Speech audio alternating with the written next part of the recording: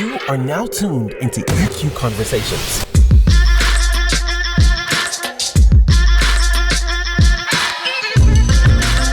a podcast that emphasizes the significance of incorporating emotional intelligence into your day-to-day life and discusses various topics related to emotional intelligence. Now, it's time to turn your EQ up with your host, Dr. Lay. Hello, everyone, and welcome back to another thought-provoking episode of EQ Conversations. And today we're going to be diving into a relevant topic, and this topic is going to be emotionally charged. Okay, but it's we're going to be talking about marriages and how you, as if you're married, if it's somebody who's thinking about marriage, why it's going to be important for you to have an emotionally intelligent marriage, why these skills have to be applied in your marriage in order for you to have success in your marriage. And I told you, in my previous episode that I'm going to be talking about the institution of marriage and emotional intelligence, and because this is such a hot topic, right? It's a hot topic all throughout social media. A lot of people are still seeking those relationships, yet they may not have the tools needed in order to be in a successful marriage, right? If you've come through a lot in your life where your ability to trust, your ability to be honest and open, and your ability to be respectful has been a struggle, and those your upbringing has caused you to be more selfish as an adult, then this episode is for you. And I think emotional intelligence is so important in marriages because you're trying to build a life with someone else. You're going into a union that requires patience, understanding, but most importantly, respect, honesty, and trust. And you got to have these qualities for yourself first before you can request these from someone else. At least I think so. And so first, I do want to say the reason why I am talking about relationships is because I put out in one of my previous episodes that, if there's any topics that individuals are interested in listening to, if they can email me at eqconversations@gmail.com. And I got 14 messages, but only 3 of them had suggestions, and the one that was consistent amongst all 3 was relationships, marriages. Okay, so I thought that this would be a good time to really talk about emotional intelligence, and it is about relationships, but then how you can really use EQ when it comes to marriage. And so what I did was I highlighted the top 7 interventions that both the man and the woman can do in a marriage. Both partners can do in a marriage in order to be successful. Okay. I think these top 7 have to be used frequently, and they have to be ongoing in order to build that experience, to build that confidence with these skills. So I also want to plug, and I wrote the names down. I'm just going to give the first initial and last name, but S. Oswald P. Davidson. Thank you so much. I have a merchandise store that's all about emotional intelligence, and I got my first 2 sales with those 2 individuals. So I just want to say thank you so much for going on to the site. I was glad that it worked as well, because I did try it out myself, but I'm glad I got to see someone else use the site, purchase from it, and I hope you like your merchandise, right? And I saw that, Oswald, I saw that you purchased both the male and female one, so that's also very cool. So thank you so much. I will be uploading my personal website as well, and it will have my academy courses on there, which I got Academy for Men, and Men stands for Managing Emotions Naturally. I also have the Academy for Her Lifestyle. Her stands for Healthy Emotional Regulation. And so both of those academies are going to be uploaded if you want to enroll in those academies. I run them each quarter. I may be doing more in a quarter than just one. But right now, just to pace it out and give myself, for the classes, if they get bigger, then I'll definitely open it up. My first book is going to be coming out. It's called Empathy Has No Rank. It's drawing off of my experience as an officer in the Air Force and some of the trials and tribulations I've been through as an officer, as a leader, and some of the harsh lessons I had to learn. And I want to share that with, even though it's a so sort of a military edition, it's really talking about the power of empathy and how to utilize the skill of empathy as a leader. Something again I had to learn. Some would say the hard way, but I still learned. But then also, I want to make sure that other people who are in leadership positions, who are thinking about leadership, who are thinking about being the head of anything, that they have this very, very needed skill, and they incorporate it in their leadership style. So, Empathy Has No Rank. It drops on the 18th of September. So definitely it'll be on Amazon soft cover and ebook. So if you ever wanna purchase that, definitely please do. But we're going to get right to it. So yes, we're talking about marriage and we're talking about EQ in marriages. Okay. And I will say that the state of marriages in the United States, it something's happening, right? And I'm sure many of you know that the number of marriages have been steadily declining, over the past century. And it's a puzzling phenomenon that reflects, changing of social norms, those economic factors, and that evolving perception of commitment, right? And so I really just want to take this episode to explore why this trend exists and how emotional intelligence interventions can empower couples to strengthen their marital relationships. And so, when we talk about marriage and why it's changing, we have to identify that changing landscape of marriage. Right now, that concept of marriage, has traversed a fascinating journey, through history. And in a century, more like a century ago, marriages were often viewed as a strategic alliance between families, bound by social, economic, and even political considerations. And so the emphasis on preserving lineage and securing economic stability and maintaining social status, it really overshadowed personal desires and individual happiness. Okay.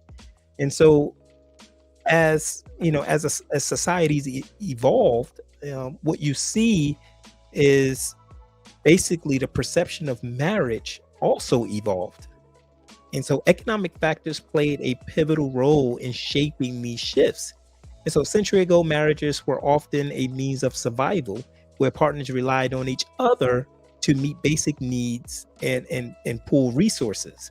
However, with the advent of technology, the industrialization and improved economic opportunities, that necessity for such interdependence has dwindled some, right? And so the rise of individualism in modern society has cast a new light on the meaning of marriage. And in today's world, personal fulfillment, self-discovery, and career aspirations have taken pretty much center stage. And so people now prioritize their own growth and happiness, which sometimes conflict with the traditional idea of marriage as a union. Okay, purely for the sake of societal norms and family interests. And so I used to say to people, when we think about marriage, I think, at least when I thought about marriage, when I got underneath to my wife, I did think more from a traditional sense, that providing protect kind of thing, because that's what I knew, that's what I grew up in. I am a Generation X baby, so I grew up in that environment, in that way of teaching, if you will. And I will tell you, for anybody out there who's considering marriage, or if you're in a marriage now, it is very hard to have a traditional, you know, um, values, if you will, and try to mix that with modern, way of thinking or behaving, if you will, in a marriage. So um, I think the gender roles have also had a profound impact on marriage dynamics. You see, 100 years ago, traditional gender roles were deeply ingrained. Dictating the roles of responsibilities of husbands and wives, right? So, however, as women gain more access to education, more access to employment and opportunities outside of the home, I think these roles have evolved significantly, and those lines between traditional roles have blurred, leading to new challenges and opportunities within the marriage. So these shifts collectively form the backdrop, okay, for the decrease in marriages today. And so it's important to recognize that while the decline in marriage rates have been concerning to some, it's also a reflection of changing values and priorities. And I think it's important for us to change with it. We have to adapt with it. We evolve, right? So as we move forward, it's crucial to find ways to reconcile these shifts and with the timeless desire for companionship, emotional connection, if you will, and the benefits that a supportive partnership can bring. Now, I know I use that word partnership, and that is a part of my vocabulary when you talk about a marriage. A partnership doesn't necessarily mean um, um, um, equality, I guess you would say. And what I mean by that is, I think when it comes to a marriage, that we have to remember that we are equal. By all means, we are equal in value. However, we're different in roles. Okay, and I think that's the perspective we have to have in today's society. Is that we are, a lot of us live in um, are in marriages where both individuals work outside the home. They both come home at 1700, 5 o'clock, 5 p.m. for a non-military people. But we both come home at 5 o'clock in the afternoon, and we have the shared responsibility of the household chores and things of that nature. Of course, if you can afford a maid and all of that, maybe that changes the scope on things. But for the most part, to live in our society today, which a lot of us do live outside our means, let's be real. But that's your marriage, that's your life, that's how you want to live it. You want these finer things in life, if you will. It may take a it may take a two income household. And so, with that, we have to change our ideologies as it relates to a traditional marriage versus a modern day marriage. Okay, so I think the first thing that we have to do, when it comes to marriage today, is redefine what a commitment is.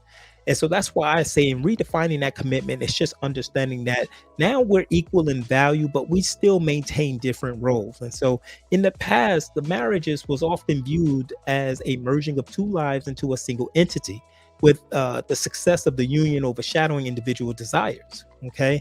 This perspective, I think, often required us to, compromise, to make sacrifices, and an unwavering dedication to the marriage itself. Right. I mentioned this in my previous session, where the thought process has to be when you go into a marriage is, how can I best serve my marriage versus how can my marriage serve me?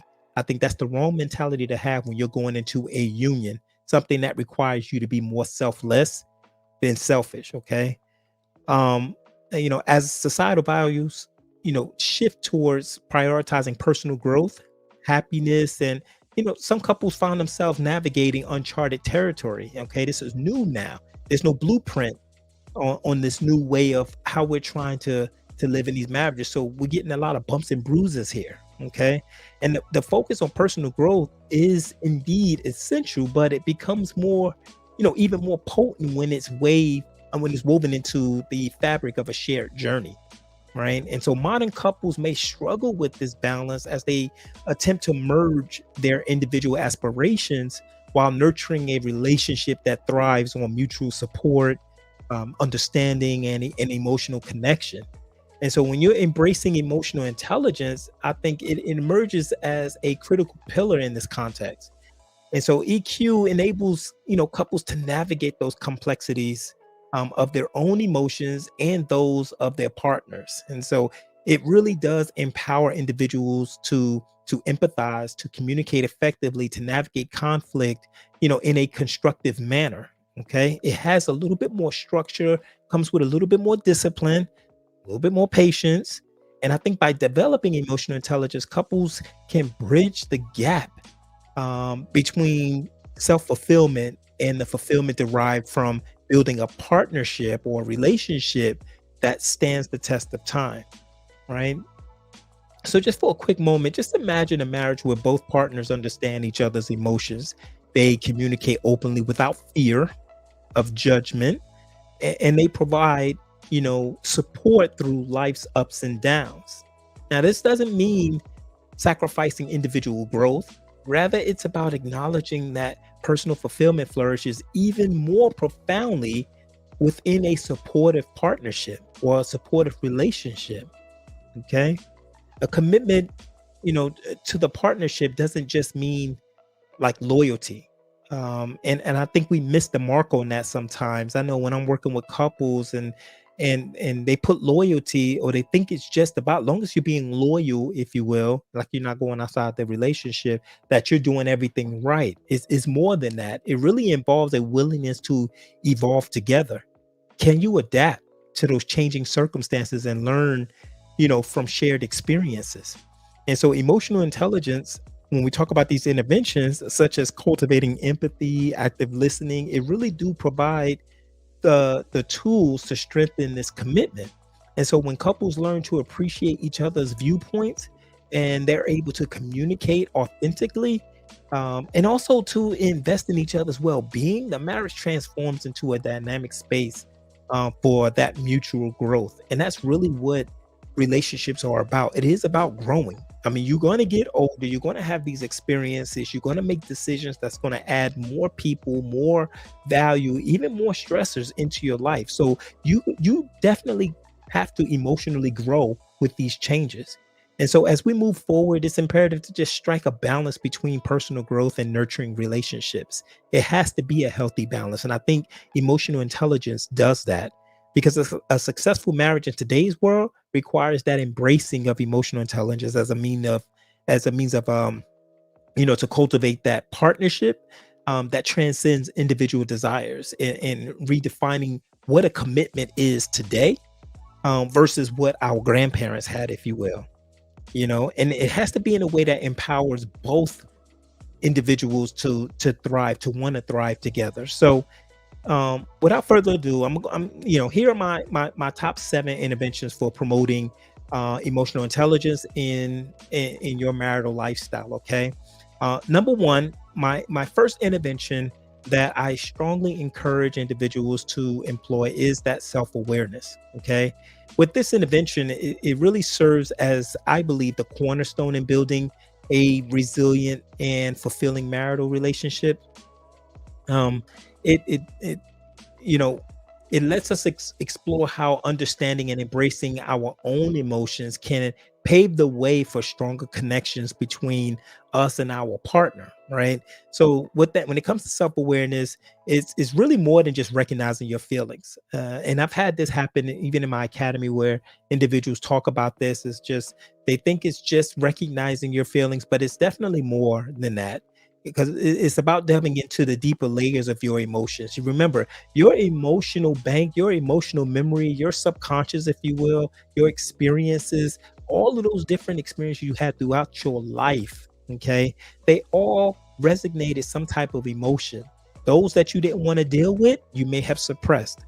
Those you wanted to ignore and avoid and forget, if you will, not only did you suppress it, but you put it in a box. And that box, and I talked about this in previous episodes, but that box, I want you to think about it as like your emotional box, and it has a button on it. Okay. And so when we talk about these emotions and those experiences that were negative, if you will, oftentimes we tend to focus on a trigger instead of understanding, why do we even own the box in the first place? Because those triggers, the trigger just means it pushed the button on that box. That's still your box. You're still responsible for how you respond to that situation. And so you have to ask yourself, why am I responding this way? That scenario, that trigger could have actually opened that box to all of these other emotional experiences you had that really had nothing to do with that individual, that had nothing to do with your partner, right? But it still sparked the same emotion. Okay. So that self-awareness is more than just recognizing your feelings. It's really about that deeper layer, of your emotions, that your motivations and reactions, right? So in context of marriage, self-awareness empowers the individual to acknowledge their emotional triggers, their biases, their patterns of behavior, right? And with this self-discovery process, it isn't always easy. I'll tell you, it's not easy, but it lays the foundation for better communication and empathy within the relationship. When you recognize your own emotional setbacks, your own triggers, you're definitely going to be more empathetic towards your partner's triggers. You're going to want to listen to them and understand why they respond the way that they do. Okay. And for a minute, there, I want you to imagine a scenario where both partners possess a keen sense of self-awareness, right? Just think about that for a minute, that you both know how to recognize the deepest level of emotions, the deepest layer of your emotions, right? And you will see that when both individuals have a keen sense of this, they are in touch with their own emotional landscapes, right? They have their patterns, they understand it. And what it looks like is, you tell that individual, if you are triggered by something, you're able to talk about that like, hey, I just when you do that, that just literally sends me back to when my dad used to come at me this way and I used to shut down and go this route or whatever have you. You're able to tell that story, right? Of where it actually came from. You're not going to actually be you shouldn't be, if you will, responding in such a way that, oh, they pushed my button and therefore you're going to lash out in defense, right? And then when you go to talk about it, it's like, man, that person knows how to get under my skin, or they know how to push my button, right? And we as a society, we come to accept that, like, okay, people got buttons, okay, push their buttons, that's on the individual that pushed the button. No, it has more to do with, well, why do you own the button and why do you respond the way you do? Okay. And so just imagine if both individuals do have self-awareness, right? They are in touch with their own emotional landscape, which allows them to express their feelings authentically and understand the reasons behind their reaction. Okay. This open self-exploration creates an environment of transparency and vulnerability, which is an essential, ingredient for fostering trust and intimacy. Again, a lot of us did not build trust the right way, as far as, through their childhood, ages 0 to 6. How many of us failed to establish trust, that bond, between ourselves and our parents, right? So therefore, you were on survival mode. You learned how to trust no one but yourself and get what you can get from situations. That's why I say, people go into marriages talking about, you know, what can my marriage do for me versus how can I best serve my marriage? And so when both individuals possess self-awareness, they're better equipped to communicate their needs and expectations. And this is happening because you're understanding the other person's emotions. They can articulate their feelings and desires more effectively, and it reduces the likelihood of misunderstanding or misinterpretation. And I always tell people this as well. When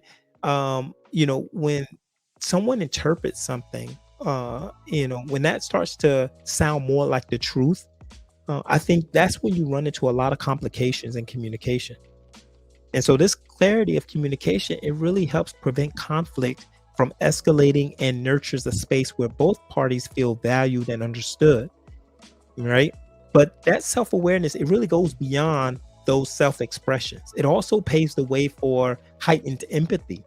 Okay, when individuals are attuned to their emotional experiences, they become more attuned to the emotions of their partners. And so empathy tends to flourish when individuals can step into each other's shoes and understanding not only what the other person is feeling, but also why they may feel the way that they feel. And so in a marriage where self-awareness is cultivated, you got the moments of tension or disagreement, but they can become opportunities for you and your significant other to really grow. Instead of lashing out impulsively, okay? And when it's impulsive, because if you have to when things die down. You have to come back and apologize, right? You already know that you're responding or you're reacting off your emotions at that time, And then when logic sits in, when it's calm now you come back, right? And you want to apologize, you want to move forward, but the damage is already done. Right. So individuals can take a step back and recognize their emotional responses and choose to respond thoughtfully. That's really what it boils down to. And this emotional regulation is skill, we're going to explore because that's one of the other interventions. It really prevents conflict from spiraling and encouraging collaborative problem solving. Okay. And so that leads me to my second intervention here is when, what I just talked about, which was empathy. And so empathy, I get it. I hear it in a lot of people's talk is really more than a buzzword, right? It is a potent force that can transform the dynamic of a marriage. And so when we talk about empathy at its core, it, you know, like I said earlier, the ability to truly understand and share the feelings of another person, it really goes beyond sympathy. Remember, empathy is feeling for someone. Excuse me, as someone, while sympathy is feeling for someone. And so, to a genuine capacity to step up into their emotional world and experiences, you're experiencing their joys, you're experiencing their pains, you're experiencing their concerns as well. And so in the context of marriage, empathy forms that bridge that connects, individuals to partners on a profound level. When both individuals in a marriage embrace that empathy as a guiding principle, and a guiding principle just means that in the way that you communicate with one another, empathy is at the core of that communication. And so when one partner expresses their feelings, the other doesn't merely just listen to that. They actively seek to understand the emotions behind these words, right? Or those words, if you will. So this form of like active listening, which again another intervention, it really marked by not only hearing the words spoken by the but also perceiving the underlying emotions, the unspoken nuances, and the unexpressed um, needs. Okay, and so empathy creates that safe space for vulnerability to flourish, basically. And again, when it comes to trust, you haven't learned how to trust yourself, right? If you're very critical of yourself, you talk down to yourself, you don't give yourself any grace, it's going to be very hard for you to trust other individuals, right? So that's why that self awareness is super important, right? So when partners feel understood and validated, they're more likely to open up about their thoughts, their fears, their aspirations. And I know this becomes controversial because you often hear that, when it comes to like the men resolving male conflict, if you will, resolving something that's happening with the man. And you often hear women say, man, he doesn't talk to me, he doesn't express himself, and things of that nature. This is where empathy comes into play. Now, granted, like I said before, we're going from the traditional to the modern now. So we're moving forward, right, in the way that we manage our relationships and manage our marriages. So we got to have a little bit of patience and we got to give each other grace. Okay. I think one of the most remarkable aspects of empathy is its power to transform conflicts. In every marriage, disagreements are inevitable. Okay. It's going to happen. However, when both partners approach conflict with empathy, these moments cease to be battles and transform into opportunities.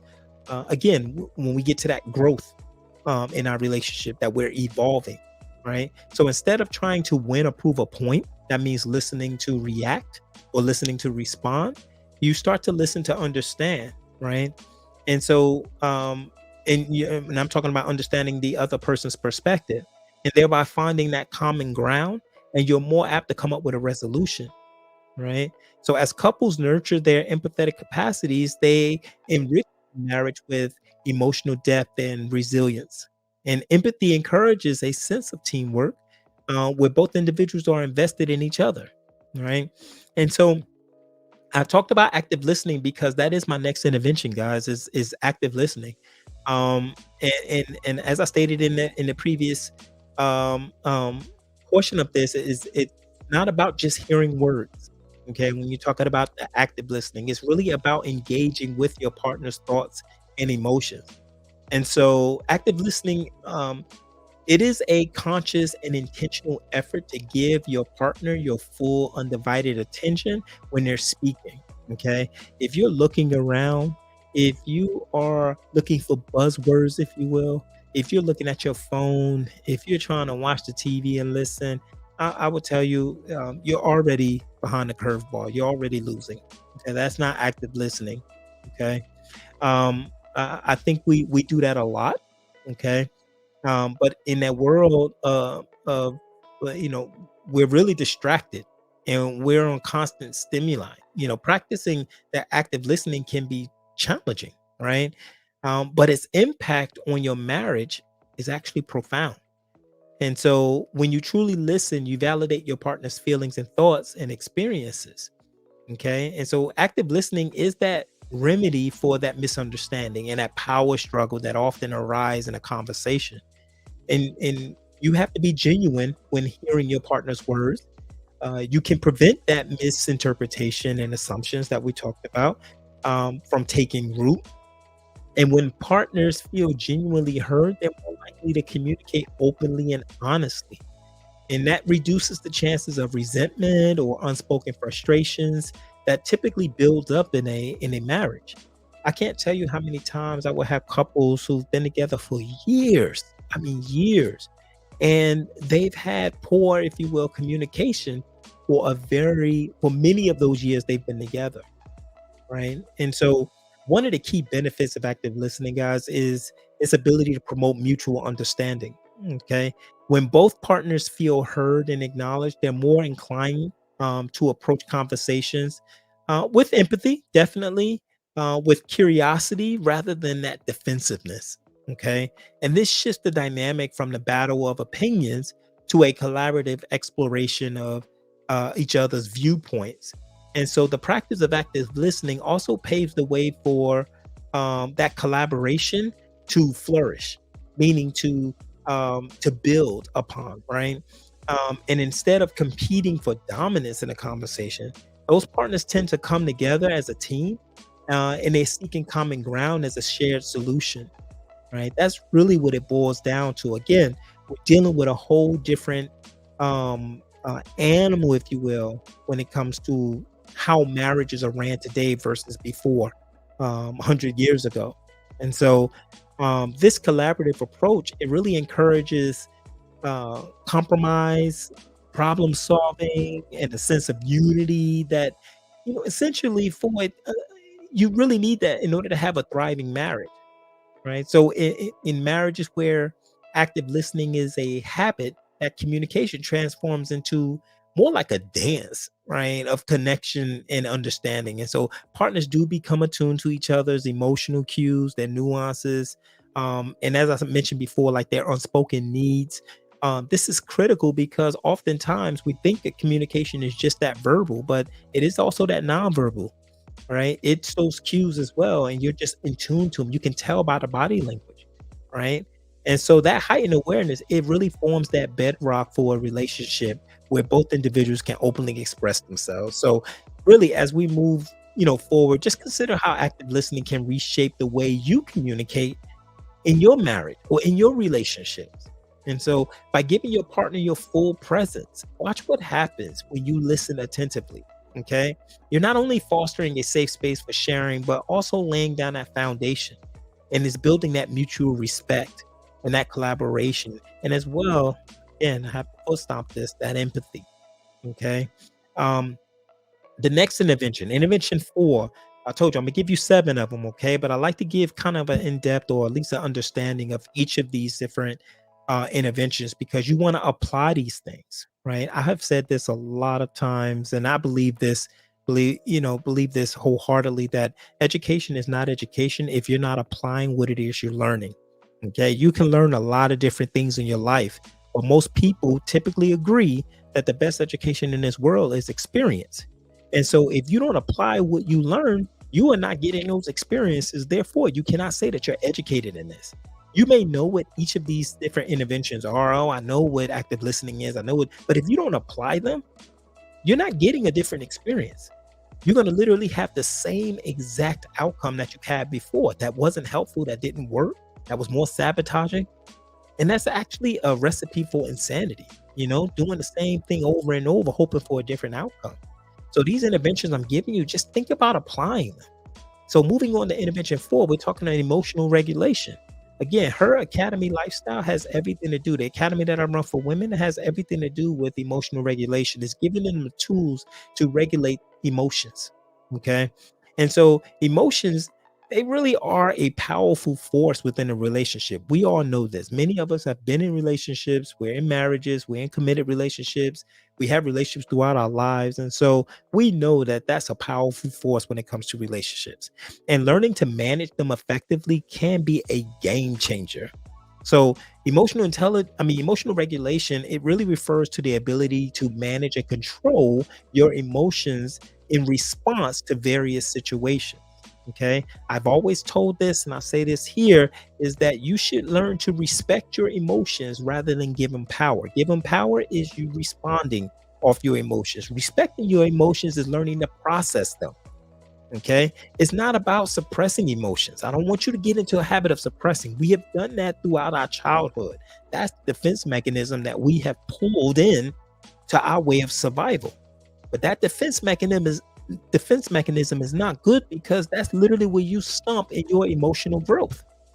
Okay. So if you developed an emotional defense mechanism of suppressing your emotions at 7 years old, you got to understand, if you're 40 years old and you're dealing with various situations that bring up, if you will, the same emotional trigger or response that you had when you were 7, that's almost like you're going back to get the 7-year-old to come back and resolve the conflict with you at 40.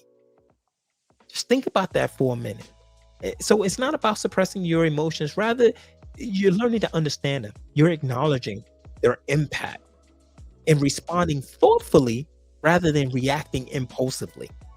So in a marriage, right, that emotional regulation can be the difference between escalating conflict or resolving the issue. And honestly, as many couples as I've dealt with, they really do want to resolve the issue. But what gets in the way, them acting or responding off the emotions, right? But in that scenario where both partners have honed their emotional regulation skills, when a disagreement arises, instead of responding with anger, guess what? Or defensiveness or frustration, they pause and they reflect on their emotional state.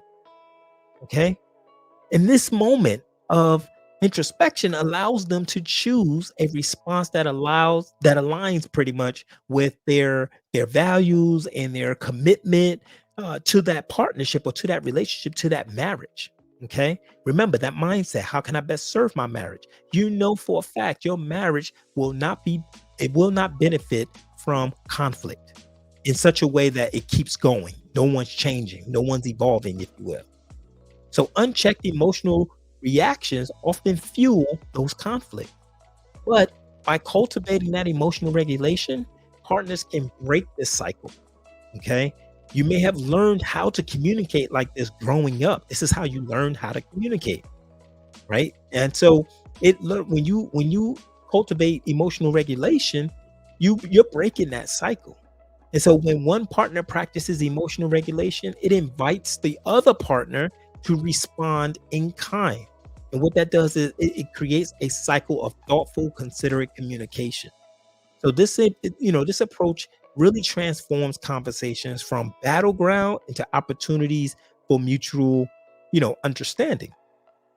Okay. So by responding thoughtfully rather than impulsively, couples can navigate conflict in a way that's productive and conducive to growth. And so, as couples practice emotional regulation, they're not only enhancing the quality of their interaction, but they're also modeling healthy emotional management for their children to actually model. We're not in, I'm letting you know, guys, we are just not in the era of do as I say, not as I do. That's Generation X. I truly believe that. I just remember that growing up my whole entire life, childhood.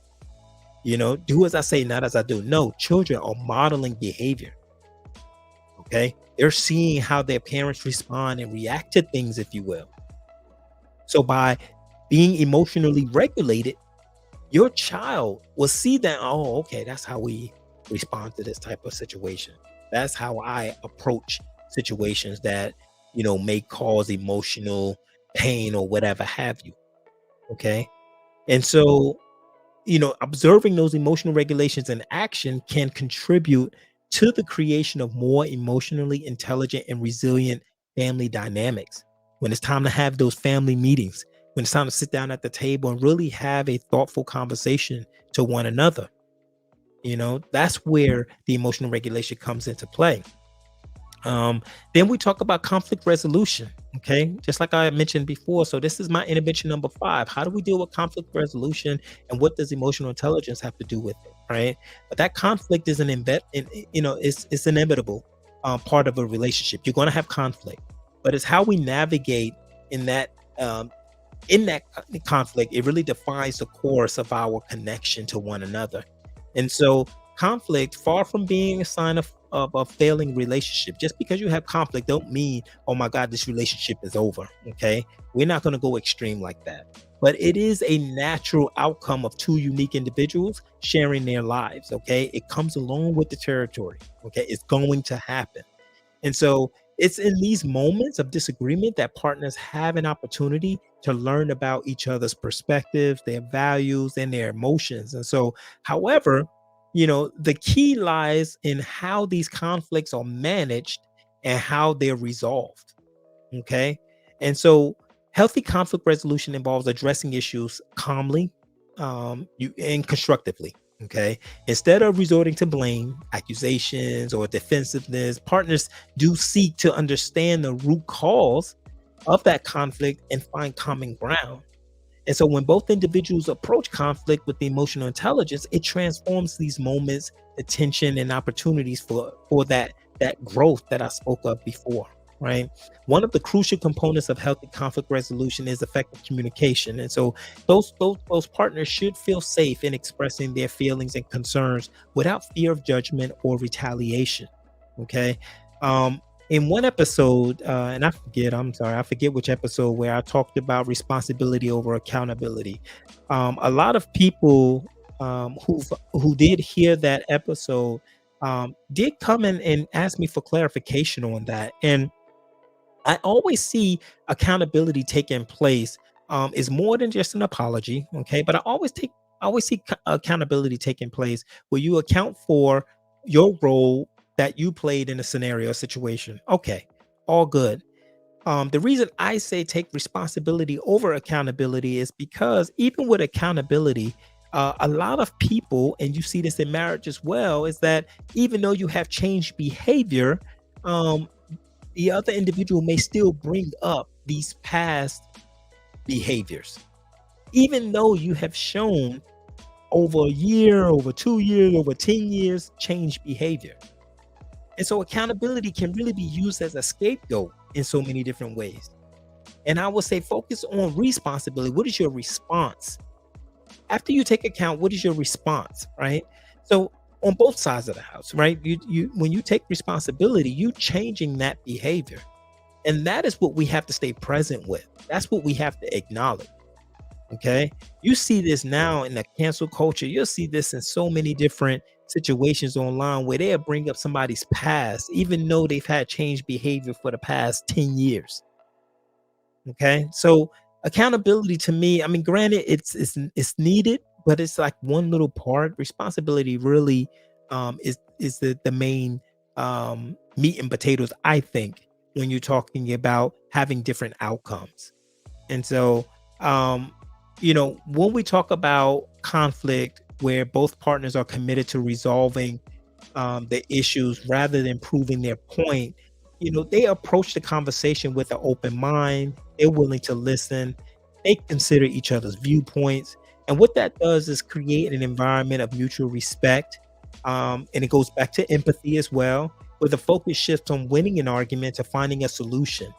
And so, of the crucial components of healthy conflict resolution, it really is effective communication, and partners should feel safe in expressing their feelings, their concerns, without the judgment, without retaliation. And when both individuals engage in active listening and empathetic responses, that conflict becomes less about assigning blame and more about understanding the emotions as well as the needs of the underlying problem, of the disagreement, if you will. And so that healthy conflict resolution, it also involves seeking compromise and finding solutions that respect both partners' perspective. Both partners' perspectives matter when you're talking about conflict. Okay. It's not about one person giving it completely, rather it's a process of finding middle ground. And it allows both individuals to feel heard, to feel validated. This collaborative approach encourages a sense of unity and really problem solving, a shared problem solving. And so, when couples learn to navigate conflict without defensiveness, they do foster a sense of unity that essentially, um, um, or pretty much, is essential for the longevity of that relationship. And so, a relationship that thrives on emotional intelligence and healthy conflict resolution is one where both individuals feel valued, they feel respected, they feel supported, even in moments of disagreement. Okay, they know it's not going to be an all and be end all. I've had couples. I literally had couples who try to control a conversation because they know the other individual. Oh, I know they're going to respond to this, so I'm not going to give them this information here, but I give them parts of this, and I give them all that. Right there shows no respect for the other individual. All right. And so you really want to understand how to resolve conflict. You want to incorporate emotional intelligence. Okay. My intervention 6 is that appreciation and that validation. This is to me, I think that this is one intervention that we take for granted all the time, because appreciation and validation are like emotional nutrient that feed the root of the relationship. So in the midst of our busy lives, it's easy to take each other's efforts for granted. However, when partners consistently express gratitude, for that small and significant contribution they make, you know, to each other's lives, if you will, it reinforces a sense of mutual support and understanding. Okay. That appreciation and validation, it really does extend beyond the marital realm, um, because it encompasses emotional support and understanding, and the intangible ways partners should, show how they care for one another. Okay. And so acknowledging the emotional contributions your partner makes, it really does. Um, and I'm talking about an example would be like a listening ear, offering comfort during tough times, celebrating each other's success. It really deepens the emotional bond that forms the foundation of your strong relationship. Okay. So these small yet powerful gestures of appreciation, it really does remind partners of their shared goals and their aspirations.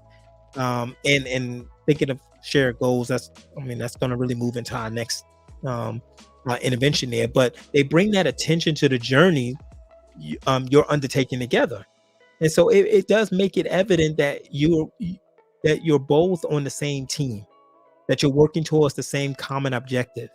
And so this shared sense of purpose, it just strengthens the emotional connection. And so appreciation and validation can also act as a buffer against negativity. So in those moments, right, of stress or disagreement, the reservoir for positive experience and expressions of gratitude can serve as a reminder of the love and commitment that underlie that relationship, right?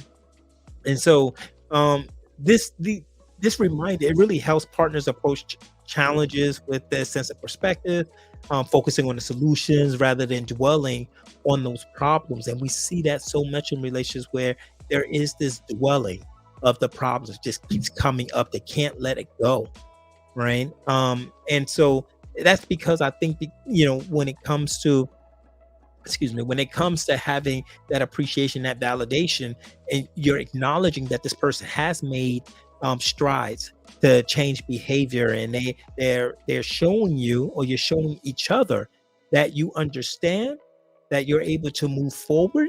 And you do that by, that appreciation and that thank you, that words of affirmation, if you will. Those things do come in handy. They very subtle, but it really shows your partner that they are valued. Okay.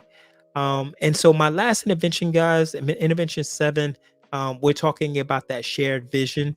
And so when you're creating that shared vision, it just involves partners coming together to articulate their collective goals and their aspirations. Okay. So just imagine a marriage where um, partners who collaboratively define their shared vision. Right. It might encompass personal goals such as career aspirations or personal growth or individual dreams, but it also extends to include aspirations that are woven in the fabric of that partnership. And so these shared dreams become a compass for the that guides that relationship. And what it does is it offers direction in times of uncertainty and challenges. And so sometimes when we embark upon challenges and those trials and tribulations, it kind of knocks us off our focus from the relationship. But when you have that shared vision, you're able to refocus. And so creating that shared vision is about more than just setting goals. It really is about acknowledging that your partner, in every sense of the word, okay, that process of defining this vision requires open communication. Some of the things we've already talked about in the previous interventions, that active listening, that level of empathy. And so it just encourages partners to learn more about each other's desires, the fears, the hopes, and ultimately deepening that connection. And so the creation of shared vision invites that partner to continuously revisit and adapt their goals as life evolves. Okay, because goals are meant to be tweaked every now and then, right? We go through different things in our life that kind of set our path in a different direction. And we got to be okay with that, but we definitely have to make sure that we have some type of vision there. And it has to be a shared vision so one individual don't feel left out from the other. All right. So that shared vision also has the power to reignite passion and excitement that often accompanies the early stages of a relationship. And yes, I'm talking about the physical intimacy, but you need the emotional as well as the mental intimacy as well. It's not just about sex.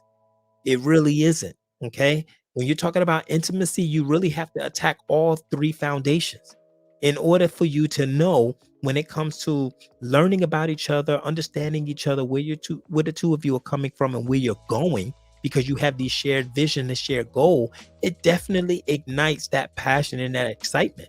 Right. And so in the early stages, you want to make sure that is substantiated. You want to make sure there's a foundation there when it comes to that.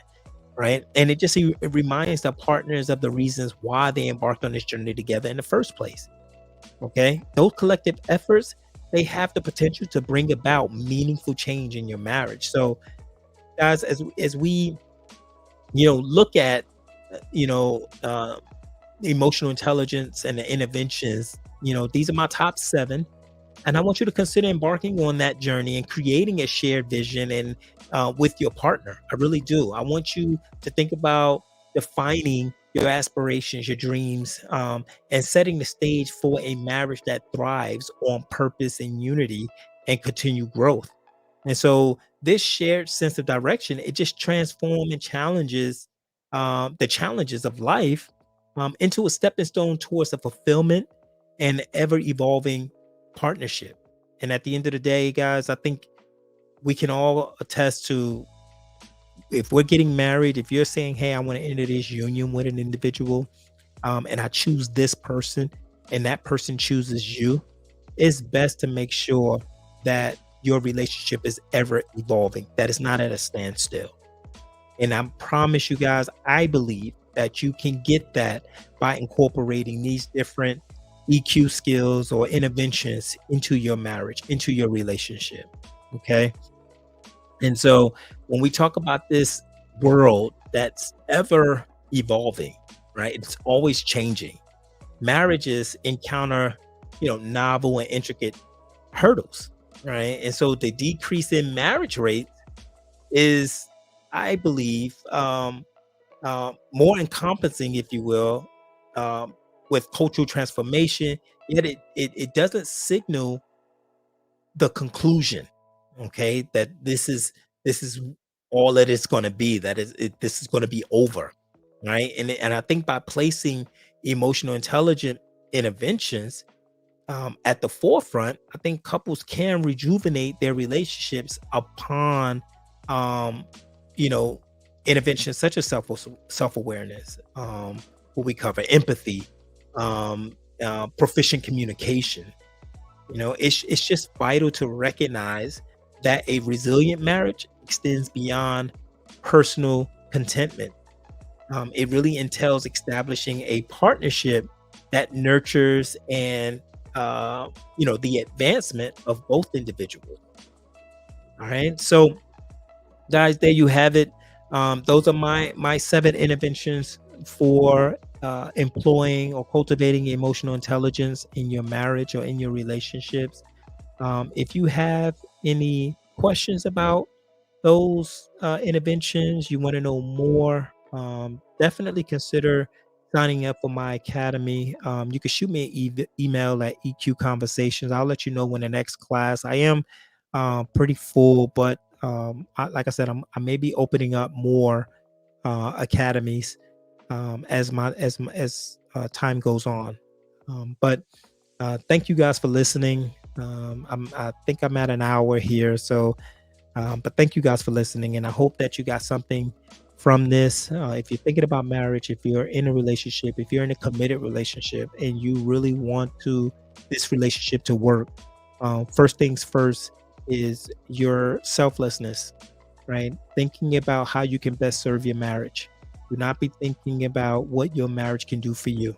Okay, be willing to grow, be willing to explore, and things like emotional intelligence can give you the necessary tools needed in order for you to be effective in your relationship, in order for you and your partner to truly navigate this world, these challenges, the ups and downs, the joys, all of those things. It can really help you navigate those things safely and productively. Okay. But thank you guys so much for listening here to EQ Conversations. If you have any questions, is there something you want to know? If it's a question that you may have about emotional intelligence or a topic that you want me to cover in emotional intelligence, please just email eqconversations with an S at gmail.com. You want to check out the merchandise is at EQC merchandise, EQ conversation, EQC merchandise.com. Thank you so much and have a good one. Thank you for listening to EQ Conversations with your host, Dr. Lay. Be sure to like, subscribe, and share. And remember, emotional accountability is your responsibility.